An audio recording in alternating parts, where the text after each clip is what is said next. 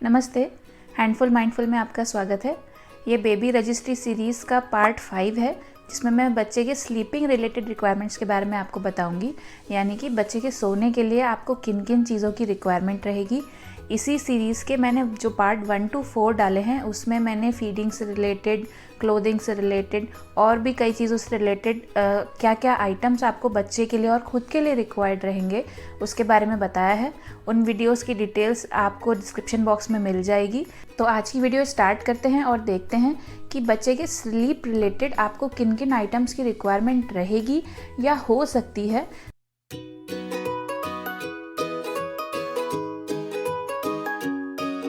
तो ये लिस्ट जो है, इसमें कुछ आइटम्स जो हैं आपको हो सकता है मैंडेटरी रिक्वायर्ड हो, डिपेंड करता है आपकी बच्ची की रिक्वायरमेंट के ऊपर। हो सकता है जो आइटम मुझे और मेरे बच्चे को सूट करे वो आपको और आपके बच्चे को सूट ना करे।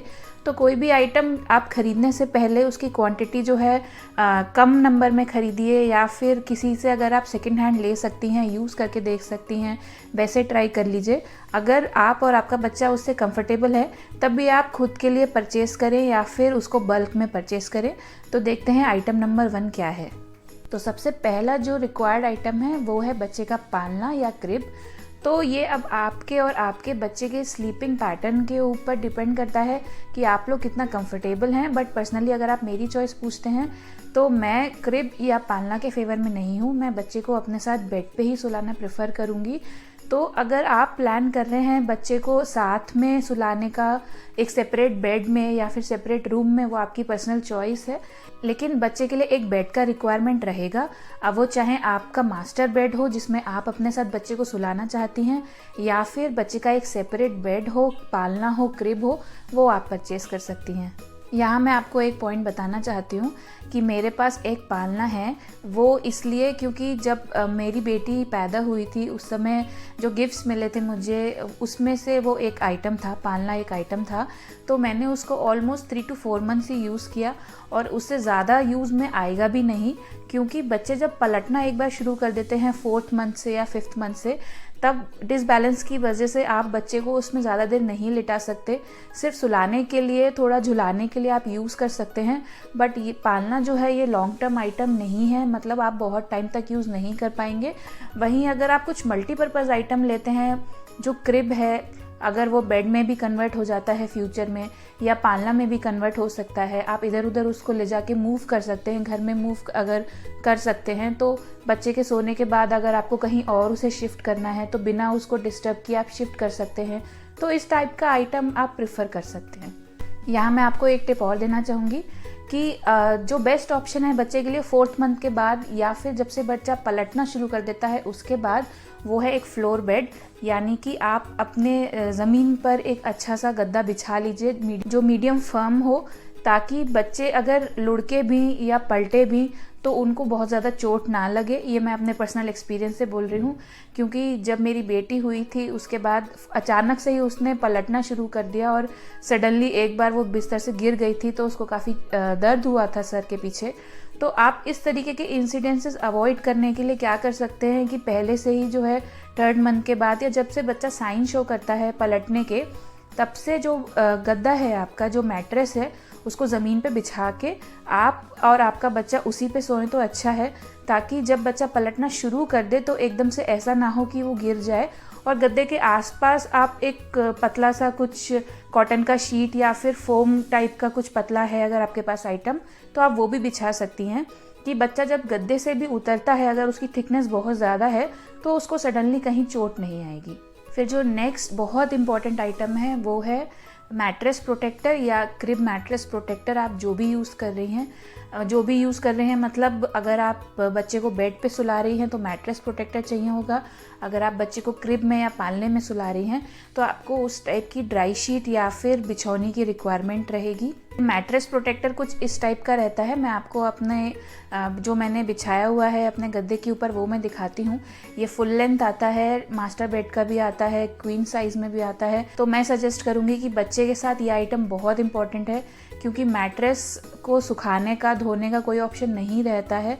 तो ये जो मैट्रेस प्रोटेक्टर है आपका, यही गंदा होगा सिर्फ अगर कुछ एक्सीडेंट भी हुआ तो आपका गद्दा ख़राब नहीं होगा और आपके रूम से स्मेल भी नहीं आएगी। तो ये मैट्रेस प्रोटेक्टर मैं सजेस्ट करूँगी आप ज़रूर परचेज़ कर लीजिए। यहाँ मैं आपको दिखाती हूँ ड्राई शीट। ड्राई शीट इस तरीके से रहती है। आप देखिए ऊपर से जो है ये क्लॉथ का मटेरियल रहता है सॉफ्ट, और पीछे की तरफ से ये वाटरप्रूफ रहती है। तो आप इसे पूरा ओपन करके जो है गद्दे के ऊपर बिछा सकते हैं, ताकि अगर बच्चा टॉयलेट करता है तो आपका बिस्तर गंदा नहीं होगा, गीला नहीं होगा। तो ये एक बहुत अच्छा आइटम है। फिर अगर आपके पास ड्राई शीट नहीं है या फिर ड्राई शीट आपकी गीली है या फिर धुलने के लिए पड़ी है, तो आप जो बड़ी वाली प्लास्टिक की मैट्स होती हैं इस टाइप की, आप ये भी यूज़ कर सकती हैं। प्लास्टिक की मैट के साथ ही आप ऊपर से बिछौनी बिछा सकती हैं, यानी कि जो कॉटन की बच्चों की छोटी छोटी शीट्स आती हैं इस तरीके की, तो आप नीचे ये बिछा के ऊपर इस तरीके से ये कॉटन की बेडशीट या कॉटन की शीट्स बिछा सकती हैं। तो ये आप चाहें तो रेडीमेड भी खरीद सकती हैं, या आपके पास कुछ ओल्ड कॉटन की बेडशीट्स है या ओल्ड कॉटन क्लॉथ है उसका भी बनाया जा सकता है। और क्योंकि मैं बच्चे को 100% क्लॉथ डाइपर्स में रखने का अभी प्लान कर रही हूँ, तो मुझे इन आइटम्स की बहुत ज़्यादा रिक्वायरमेंट रहेगी। तो ये मैंने सफिशिएंट नंबर में अपने पास रख लिए हैं। लेकिन अगर आप बच्चे को डिस्पोजेबल डाइपर में रखने का प्लान कर रही हैं, तो आपको ड्राई शीट की या फिर इस तरीके की बिछौनी की हो सकता है रिक्वायरमेंट ना पड़े। लेकिन किसी भी तरीके के एक्सीडेंट को अवॉइड करने के लिए मैं सजेस्ट करूँगी कि ड्राई शीट या फिर एक मैट्रेस प्रोटेक्टर आप ज़रूर परचेज़ कर लीजिए, ताकि एक्सीडेंट कंडीशन में भी आपका जो मैट्रेस है वो ख़राब ना हो। फिर आपको रिक्वायरमेंट रहेगी बच्चे के पिलो की। तो मेरे पास इस तरीके का हॉर्स शू शेप का पिलो है, मैं ये यूज़ करने का प्लान कर रही हूँ। आप चाहें तो मस्टर्ड सीड का भी आता है मार्केट में, वो भी यूज़ कर सकती हैं। तो मेरे पास जो भी ऑप्शन अवेलेबल है ऑलरेडी, मैं उसी को कंटिन्यू करूँगी यूज़ करना। मेरी बेटी के बाद जो भी मेरे पास आइटम्स थे, तो आपके लिए मैंने डिस्क्रिप्शन में परचेज़ लिंक्स दिए हैं, आप उसमें से सिलेक्ट कर सकती हैं कि आपको कौन सा बेटर लग रहा है, आप क्या प्रेफर करना चाहेंगी। तो एक पिलो ज़रूर चाहिए ताकि बच्चे का जो सर है वो गोल रहे और फ्लैट हेड कंडीशन को आप अवॉइड कर सकें। फिर इनिशियली एटलीस्ट 3 से 4 मंथ्स तक आपको बच्चे को स्वेडल करना चाहिए। मैं सजेस्ट करूँगी आप बच्चे को स्वेडल करें। अगर आप स्वेडलिंग के बारे में नहीं जानते हैं तो मैंने इसके ऊपर एक वीडियो बनाई हुई है, आप उसको चेकआउट कर सकते हैं। लिंक आपकी स्क्रीन पे डिस्प्ले हो रहा है और डिस्क्रिप्शन बॉक्स में भी मैंने दिया है।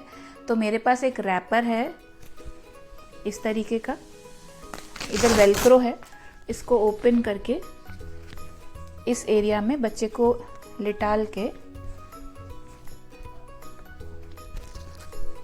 और इस तरीके से क्लोज किया जा सकता है।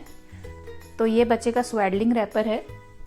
इससे जो बच्चे सडनली सोते सोते डर जाते हैं या फिर स्टार्टल रिफ्लेक्स जिसे बोलते हैं, उसकी वजह से उठ जाते हैं, रोने लगते हैं, वो सब अवॉइड करने के लिए, उनको एक अच्छी नींद दिलाने के लिए, उनको वूम जैसा एटमॉस्फेयर देने के लिए इनिशियल 3 to 4 मंथ्स के लिए बहुत हेल्पफुल होता है। आप चाहें तो इस टाइप के रैपर परचेज कर सकती हैं, या फिर स्वेडलिंग क्लॉथ भी आते हैं। हो सकता है स्वेडलिंग क्लॉथ इतना कंफर्टेबल हर किसी के लिए ना हो, तो ये रैपर बेस्ट ऑप्शन है। या फिर अगर आप ये भी नहीं यूज़ करना चाहती हैं तो स्लीपिंग बैग का भी ऑप्शन है। स्लीपिंग बैग कुछ इस तरीके का होता है, जहाँ ये फ्रंट में जिप होती है। आप इसको ओपन करके बच्चे को इसमें सुला के और इस तरीके से क्लोज कर सकती हैं। तो ये भी जो है बच्चे को वार्म देता है, इससे भी बच्चे को स्टार्टल रिफ्लेक्स का इशू नहीं होता और लंबे समय तक इससे भी बच्चे को सोने में हेल्प मिलती है। फिर आपको रिक्वायरमेंट रहेगी बच्चे की ब्लैंकेट की। तो ब्लैंकेट आप सीज़न के हिसाब से सिलेक्ट कर सकती हैं, कॉटन का सिलेक्ट कर सकती हैं या फिर थोड़ा हैवी मटेरियल का भी सिलेक्ट कर सकती हैं, फ्लीस का सिलेक्ट कर सकती हैं। तो मेरे पास ये कॉटन का है, इस तरीके का जो पतला कॉटन का रहता है या मुस्लिन यानी कि मलमल के कपड़े का रहता है, आप ये यूज़ कर सकती हैं। या फिर ये जो थिक वाला ब्लैंकेट होता है, डिपेंडिंग ऑन कि आपके बच्चे को कितनी ठंड लग रही है या वेदर कैसा है, आपका बच्चा किस में ज़्यादा कंफर्टेबल है, आप दोनों में से किसी भी तरीके का ऑप्शन सिलेक्ट कर सकती हैं। नेक्स्ट जो बहुत इंपॉर्टेंट चीज़ है वो है मॉस्किटो नेट। तो मेरे पास इस तरीके का मॉस्किटो नेट है जिसमें नीचे की तरफ बेडिंग है और ये ऊपर की तरफ ऐसा बंद हो जाता है ये जिप के थ्रू। बट मैं सजेस्ट करूँगी कि आप बेडिंग वाला ना लें तो बेटर है। एक मॉस्किटो नेट ऐसा आता है जिसको आप ऊपर से जाली की तरह बच्चे के ऊपर ढक सकती हैं। तो उसका एडवांटेज यही रहता है कि बच्चा जब सो जाता है, आप उसको बिस्तर पे लिटालती हैं तो वो सडनली उठेगा नहीं। आपको दोबारा बच्चे को उठा के और इस तरीके की बेडिंग वाली मॉस्किटो नेट में रखने की ज़रूरत नहीं पड़ेगी। आप बच्चे को लिटाल के ऊपर से बस ढक सकते हैं। हालांकि ये आइटम भी बहुत लॉन्ग टर्म तो यूज़ नहीं आता है, क्योंकि बच्चे जब पलटने लगते हैं तो पलटने के साथ साथ ये आइटम भी हट जाता है, या उनका हाथ पैर चलता है तो हट जाता है। लेकिन इनिशियली बहुत इंपॉर्टेंट होता है, क्योंकि बच्चों की स्किन बहुत सेंसिटिव होती है, और अगर घर में एक मच्छर भी रह जाता है तो बच्चों की स्किन पे छोटे छोटे आपको डॉट्स या फिर बम्प्स जैसे देखने को मिल सकते हैं, और बच्चे सो भी नहीं पाते हैं ठीक से अगर मच्छर काटते हैं तो। इसलिए कैसा भी वेदर हो, बच्चे के लिए मेरे हिसाब से एक मॉस्किटो नेट आप ज़रूर परचेज़ कर लीजिए।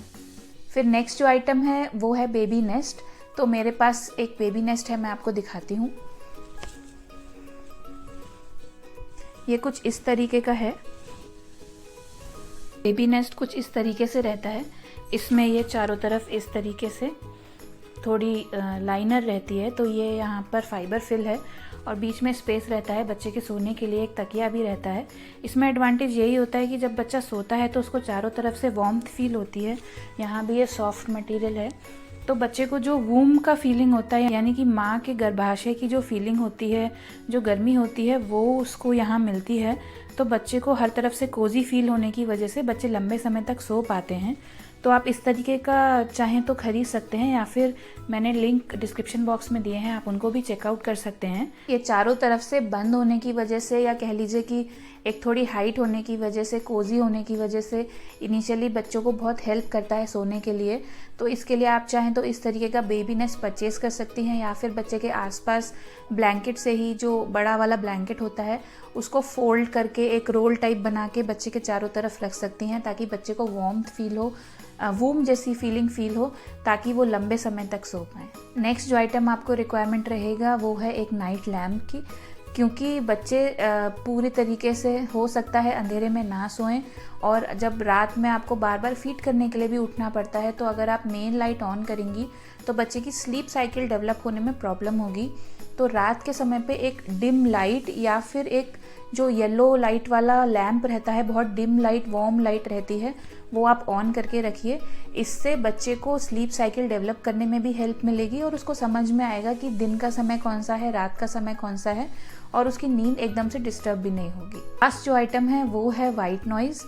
वाइट नॉइज़ के बारे में अगर आप नहीं जानते हैं तो मैंने एक वीडियो बनाई है, उसको चेकआउट कीजिए, समझिए क्या होती है, क्यों उसकी रिक्वायरमेंट होती है। वैसे वाइट नॉइज़ के आजकल मीटर्स आते हैं, लेकिन मैं उसके फेवर में नहीं हूँ, क्योंकि मुझे उसकी सेफ्टी के बारे में ज़्यादा इन्फॉर्मेशन नहीं है कि उसमें जो साउंड होता है वो कितने डेसिबल्स का होता है और कितना सेफ़ है उसको बच्चे के पास लगाना। तो मैं सजेस्ट करूँगी कि वाइट नॉइज़ के लिए आप जो मैंने नेचुरल तरीके बताए हैं अपनी इस वीडियो में वो चेकआउट कीजिए, उससे डेफिनेटली बच्चों को हेल्प मिलेगी लंबे समय तक सोने के लिए। तो वो जो वाइट नॉइज़ साउंड होते हैं वो मिमिक करते हैं जब बच्चा वूम में होता है, यानी कि जब माँ के पेट में होता है, तो उस समय जो उसको अलग अलग तरीके की आवाज़ें सुनाई पड़ती हैं, जैसे हार्ट बीट हो गई या फिर ब्लड फ्लो का साउंड हो गया, तो उसको आप कैसे जो है घर पे ही अलग अलग तरीके से ट्राई कर सकते हैं मिमिक करने का, अलग अलग चीज़ों को यूज़ करके, तो उसको आप ट्राई कर सकते हैं। इससे बच्चों को हेल्प मिलेगी लंबे समय तक सोने के लिए। तो आज की वीडियो में बस इतना ही। नेक्स्ट वीडियो में मैं आपको बताऊंगी कि बच्चे की ग्रूमिंग, मिसलेनियस आइटम्स और बच्चे की गियर्स और जो भी प्ले रहेगा, यानी खेलने के लिए आपको किन किन आइटम्स की रिक्वायरमेंट रहेगी। तो ये सीरीज़ में मैं आगे भी वीडियोस डालती रहूँगी। आपका कुछ कमेंट है, कुछ सजेशन है, तो आप मुझे कमेंट बॉक्स में लिख के बता सकते हैं। आशा करती हूँ आज की वीडियो में बताई गई इन्फॉर्मेशन आपके लिए हेल्पफुल रहेगी। तो चैनल को लाइक कीजिए, सब्सक्राइब कीजिए और वीडियो को ज़्यादा से ज़्यादा शेयर कीजिए। तो मिलते हैं ऐसी एक और इन्फॉर्मेटिव वीडियो के साथ। तब तक के लिए हैप्पी पेरेंटिंग।